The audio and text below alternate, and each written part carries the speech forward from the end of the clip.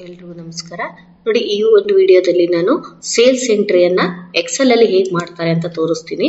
ಮೊದಲು ನಾನು sales man products ಮತ್ತೆ ಕ್ವಾಂಟಿಟಿ ರೇಟ್ ಅನ್ನ ತಗೊಂಡಿದ್ದೀನಿ. ಸೊ ಕ್ವಾಂಟಿಟಿ ಮತ್ತೆ ರೇಟ್ ಅನ್ನ ಆಧಾರವಾಗಿ ಇಟ್ಕೊಂಡು ಅಮೌಂಟ್ ಅನ್ನ ಯಾವ ರೀತಿ ಕ್ಯಾಲ್ಕುಲೇಷನ್ ಮಾಡ್ತೀವಿ ಅನ್ನೋದನ್ನ ಈ ಒಂದು ವಿಡಿಯೋದಲ್ಲಿ ತೋರಿಸ್ತಾ ಇದ್ದೀನಿ.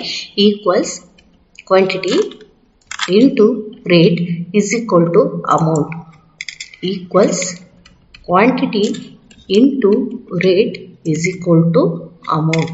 Equals quantity into rate is equal to amount.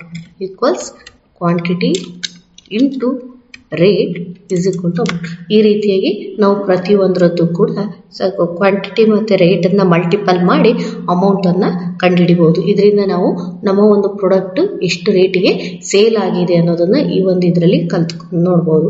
So ಒಂದರ ಬೆಲೆ ಇಷ್ಟು ಅಂದಾಗ ಇಲ್ಲಿ ಕ್ವಾಂಟಿಟಿ 50 ಇದೆ, ಒಂದರ ಬೆಲೆ 27 ಅಂದಾಗ 50ರ ಬೆಲೆ ಎಷ್ಟಾಗುತ್ತೆ ಅಂತ ನೋಡಲಿಕ್ಕೆ ಇವೆರಡನ್ನು ಕೂಡ ಮಲ್ಟಿಪಲ್ ಮಾಡಿ ನಾವು ಆನ್ಸರನ್ನು ತೆಗಿಬೇಕಾಗುತ್ತೆ.